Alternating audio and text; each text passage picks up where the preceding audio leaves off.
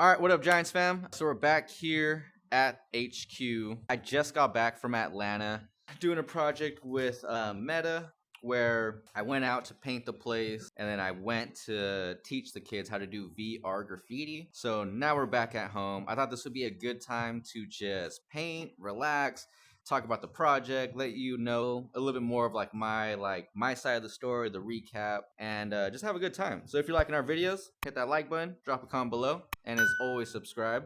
I'm gonna live stream this on Twitch. We're gonna cook this up into a YouTube video. So get to it. I just got a new kitten. This is Beast Boy, because my other all-black cat is Raven. So he's going to be here bothering me the whole time, probably. So I'm just going to do a nice little ATL bomb and just talk my thoughts, my recap. So let's see. I know I definitely want to do black fill. I don't know what it is. Black and white just always looks good. You know, I'm actually going to do this piece a little bit right here because when I painted this level before, that shadow seems to I don't know, mess with the colors of my piece. I'm gonna start off with some tags too, just ATL tags. The team and I just got back from Big Bad ATL. So for those of you that don't know, Meta had contacted me. They found me online for doing VR graffiti, and they wanted someone to come by to paint their new VR gaming space called the Creator Zone at the Johnson STEM Center. Pretty much I was like the perfect guy to do this. Not only did they want someone to come by and paint the space, they had 2 murals they wanted done, but they actually wanted someone to come back for the grand opening event and teach the students of Ron Clark Academy how to do VR graffiti, and specifically king spray. They did the research and they found me. They asked me if I was interested. I said yeah, for sure. So we made it happen. It's kind of interesting. I mean, you never know what's gonna happen in life. I'm chilling at home one day, I'm just going down this path of doing VR graffiti and YouTube. One thing leads to the other. If I would have never went down this YouTube VR graffiti path, I would have never got the partnership with Meta, which is a super big deal for someone in my position. I mean, I think probably someone in any position, really. First trip, Tim and I went out and I actually painted the murals. Tim got to film the whole thing. We went to the Coca-Cola factory. We went to the aquarium. We went to the Trap Museum. That was super cool. That was a lot of fun. Basically, T.I., the rapper T.I., he's from Atlanta, if y'all don't know. What I remember of the Trap Museum, he's considered the godfather of trap music. He coined it, discovered it. He's the first person to sort of bring that trap music to the industry, make it big. And he opened a trap museum. It's basically a museum all about trap music and trap rappers. So when you walk in, you feel like you're in a trap house, an abandoned drug dealer house. Super cool experience. And then they have these rapping studios, the stages from a trap rapper, this tiny closet with just a janky microphone, janky setup. Then the next setup, a little bit bigger closet with a better mic and an Apple computer. And the next setup is a legit booth where you're a professional rapper. You made it big. So it was cool. That was really cool. Oh, what the? Oh my gosh, Beast Boy, did you? Wow, I can't believe this whole time my cat freaking did this. Okay, hold up, let me set this back up. Coming from Cali and going all the way over to the East Coast, I've never seen true fall. Leaves turning red, orange, brown, and just falling everywhere. I mean, that's the most leaves I've ever seen, in my life. Just on the floor, in the streets, piles and piles of leaves. It was seriously being in a movie. It was beautiful though. The food was super bomb. We went to this one spot called the Bando, and it's basically, it really embraced trap lifestyle. It's really part of the culture there.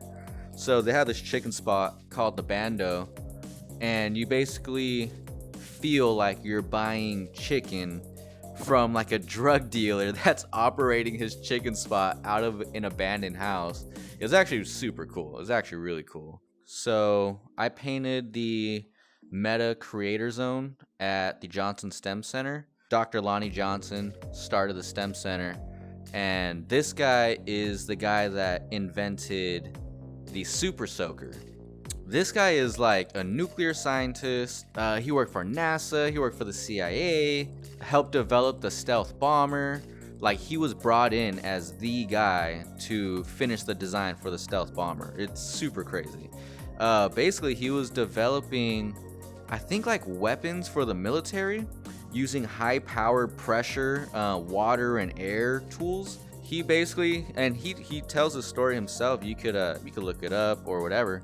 But he basically says, you know, he was in his restroom, had his mechanism attached to the sink, and like squirted a shot of water at like a really fast pace, high pressure, but not enough to, you know, hurt anyone. He says like he would just go around during the summer, like squirting, you know, spraying his family members and just having fun. And then it finally dawned on him like, hey, this will make a great kid's toy during summer, like a water gun. He was basically inventing a high pressure, dangerous version for the military of like using water pressure instead of freon, and because freon's damaging to the ozone layer and the environment. And he gets it patented.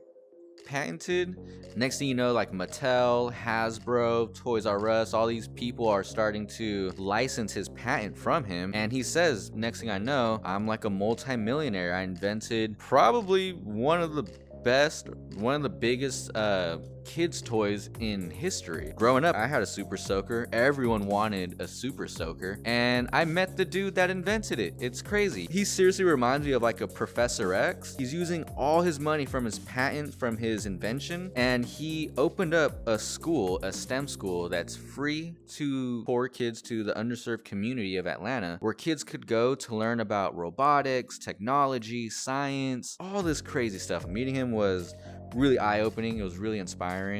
And he's just like the nicest guy. He's like the most nicest, like humble guy ever. All from VR Graffiti. I was able to go out and do all this stuff. I got to teach the students of Ron Clark Academy, which is a private school in Atlanta. Atlanta's beautiful because they just have, it's a very colorful city, and like the whole city just has like these hidden gems everywhere. But Ron Clark Academy is a private school in Atlanta, and it's actually like, it's basically like a Hogwarts. Like legit, everyone was telling me like, you have to go to this school, you have to check it out. They have like all these resources and things that went into it, and people are really hyping it up. So I was like, what the heck? Like, all right, I gotta check out this school then. Brant and I, we went. That was on the second trip to Atlanta after the grand opening. And dude, this place is insane. I mean, seriously insane. Graffiti legend Totem painted up the whole school. So everywhere you go on the campus, there's like fresh art, like dope, like optical illusion pieces everywhere that Totem painted. It's really insane what they're teaching the kids. I was talking to one of the 7th graders, like, how do you like it? Like, how do you like the school? What are they teaching you? And she's like so proper. She's very like humble and calm and well spoken, and you could tell she's like very educated. And she tells me, I love the school. I could see it in her eyes, like she really loves school. She's like, I love it. What we're learning right now is how to buy homes, how to file your taxes, how to make smart investments in the stock market. I'm like, what the fudge? Wow, like I wish I would have went to a private school, or like I'm saying, Ron Clark, because at public school I didn't learn any of that. So that was crazy. When you pull up to the school, there's like this giant blue dragon that's at the top of the front building. The creators of Game of Thrones, they actually contacted the creative art and actually got them to program an animation of a realistic like sky, kind of that looks like this VR, and a dragon that flies over it, flies to the edges, and you feel like you're face to face with this giant dragon. And it blows fire. It's all done with LED panels on the screen. You gotta watch out for my vlog. It's insane. I was like seriously jealous. I was like, damn it, like how come I couldn't go to a private school like this? It also cost a lot though, like $20,000 a year for tuition. But a lot of that is offset, because remember, these are for like privileged kids. They offset the cost by having donors, big donors like Delta Airlines, Microsoft, all these big companies, so that the students could go there. I have a deeper newfound respect and appreciation for the city of Atlanta. It seriously felt like a big moment for me, like a big turning point. All things from like YouTube as well. So thank all of you. I got to travel, bring my teammates along, make a dope video, work for a big company, just experience life. All around the world, those like legendary graffiti spots. Here in Cali, we have Venice Beach. San Diego, there's Writer's Block. And in Atlanta, they have two, which is Krog Street, Krog, a legendary spot. It used to be very sketchy and dangerous back in the day, but now it's pretty chilled out. There's like college people and parents and families walking by with their kids and strollers. So it's this tunnel, this dope tunnel that you could just go up and paint. So I was painting the spot, homeboy walking by, I had to come over here because I do graph too. But then I noticed like, those are some clean letters. Like I gotta go say what's up to this dude. So he comes over, he says what's up. It's Gums 273 from Atlanta. Big shout out to Gums. He's like, I know you from somewhere. Yeah, I'm out here for Facebook, like doing a project. Like I have a YouTube channel. I was like, I do VR graffiti. He's like, that's where I know you from. And he was like, that's a trip. He was like, bro, I was seriously just watching your video like last week and now I'm meeting you. And it was just one of those like, what? Like I went all the way to the other side of the country and got recognized. So it was cool. That was actually really cool. There's a skate park right around the corner, not far at all from here. We could go paint that. It's 4th Ward Skate Park. I've never done graffiti at a skate park, so I'm super down. We go check it out. We see the legal spot. We see the skate park. We're like, okay, cool. So I start painting. I get pretty much done with my piece. I'm painting the skate park. I'm doing a WG on the quarter pipe. There's people walking by, people skating.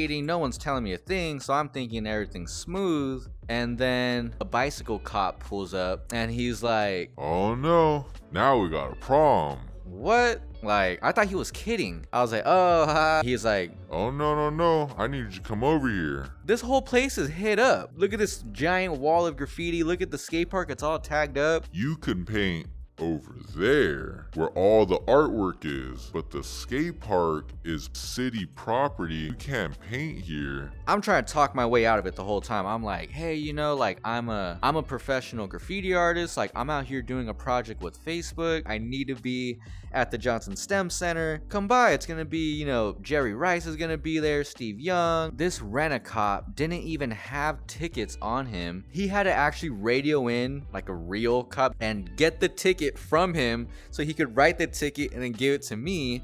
I'm like, bro, you don't even have tickets on you? Like, what? Like, what is going on? I end up getting a ticket. In reality, this is what happened. I did illegal graffiti in Atlanta in broad daylight at a skate park. I pretty much walked away with a slap on the wrist. And I told him like, hey, like I'm from Cali. I'm not gonna fly back out here for a court date. Oh, it's okay. You could just pay it online.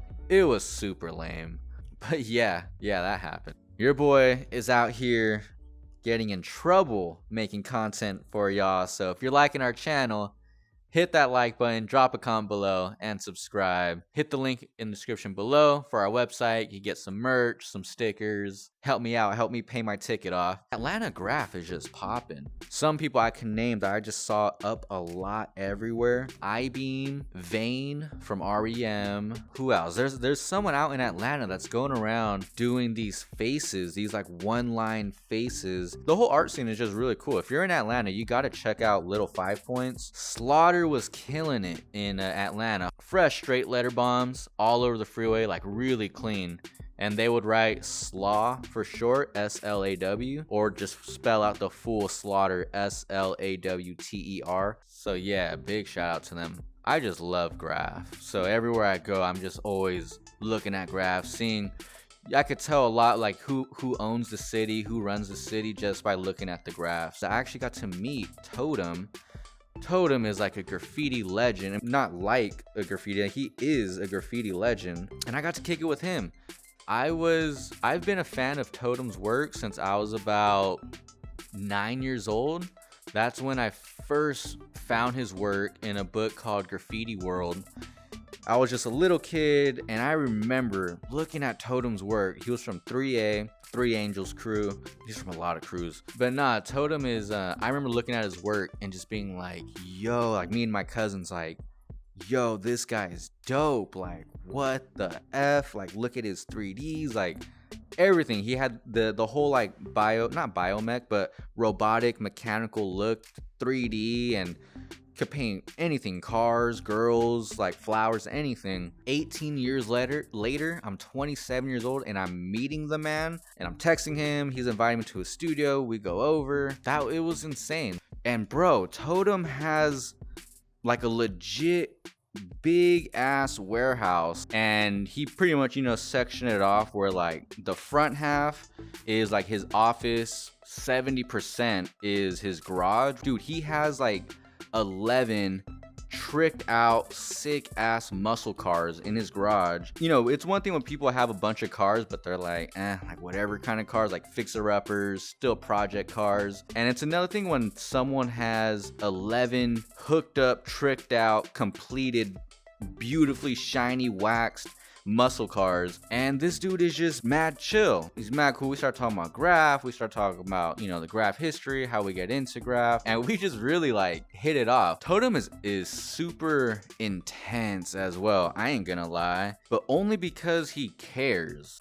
He was like poking holes and flaws in all of my business and art ventures. This dude seriously opened my eyes and like changed the way I thought about certain things, the way I thought about art and business and working with these big corporations. He had Reebok shoes, because he did a collab with Reebok. He was like, yo, like, you want to get a deal like this? You want to do the things that I've done? Well, these are the things you got to do. You got to lawyer up. You got to have your LLC. You got to have insurance. You got to have your COIs. Honestly, it's all really good stuff. It's stuff that I'm like, damn, I wish someone would have told me this years ago. So I've been working to become a little bit of artist and businessman, and meeting Totem was like, yo, this dude is artist and businessman. I'm trying to be that. He is that. Of like the graffiti writers I've met, like, I haven't met anyone like Totem. And we'll just keep moving along. What I'm about to say is, I mean it in a way where I'm trying to educate people and just let them know about the area. Let me start by saying, me and my team, we felt at times we were being treated different based off the way we look. And I don't mean like, oh, because we're from Cali, like people are treating us different. I mean, because I'm Asian and because they're white, we're getting treated different. We're being told to do things other people don't have to do. We're being told we can't eat in this restaurant, that we got to go through the drive-thru. The reason why I bring that up is I wish someone would have told me, and Totem, even after I told him these stories, he was like, yeah, Atlanta's different. Just like anywhere you go in the world, people are going to be nice and people are going to be mean. Atlanta is a predominantly black city. It's no secret. It's a fact. We went to eat somewhere, and this is why I bring it up, because I just want to raise awareness and educate people like, yo, if you're going to this part of the country, be aware of these things, you know? Me and my homie Brant, we walk in behind a brother. He starts ordering food. It's our turn, or it's not even our turn. They look at us, someone in the back, and they're like, oh, nah, y'all gotta go outside. Y'all gotta go outside and y'all gotta go through the drive-thru. And we laughed. We were like, oh, ha, that's funny. We didn't think they were serious. Couldn't, you know, start getting aggressive. Like, no, y'all gotta go outside, go through drive-thru. We look at each other like, oh, what? I think this person's serious. What the heck is going on? We're like, okay, so walk out. I'm like, yo, how did that make you feel? He was like, dog, I think you know what just happened. Maybe we're seeing it wrong. Maybe there's something that we don't know about the area. Okay, like whatever, you know, like whatever. We'll just shake it off and we'll just keep it moving. But this happened again, a second time. This time it was Tim and I. We're going to a Waffle House because Waffle House is like the IHOP of down south. We're walking up and we notice, yo, everyone is looking at us. Let's just keep going, I guess. We just want to get some food, you know, like whatever. So go to open the door, and homeboy was already running around from behind the counter. Like as I was going to open it, he was closing, like holding it closed, and was like, oh, nah, yeah, there's a shift change. We won't be ready for another hour. They're not gonna be ready for another hour. Like, what the fudge? Like, it definitely like made us feel a type of way where we're like, yo, we're not welcomed here. Like, we're not allowed here, you know? Whatever. I'm still hungry, so I just want to get some food. Until you experience it, like, yo, maybe this is how they feel, and it opened my eyes. It made me change like how I address people in, you know, just in general, but definitely, you know, especially with all like everything that's happened recently, it was just like, whoa, maybe this is how they feel.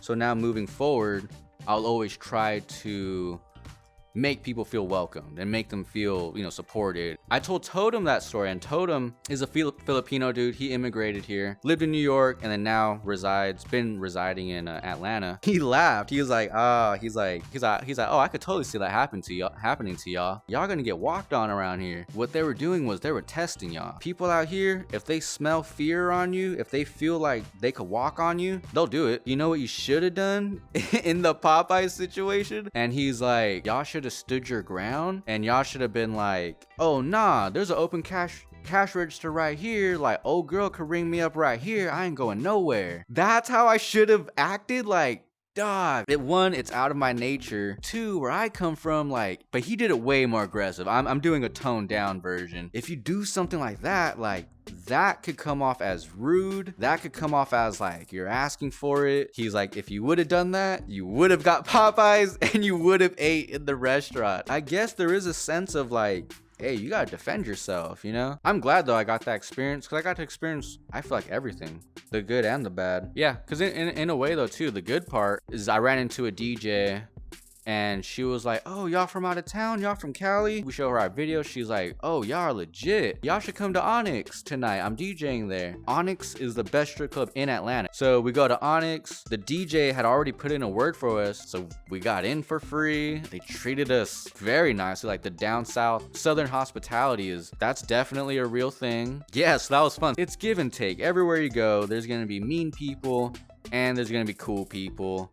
I think as long as you're cool, you're respectful, you know, you don't mean any harm or anything, life will be all right, you know. But yeah, it's a little bit of my Atlanta stories for y'all.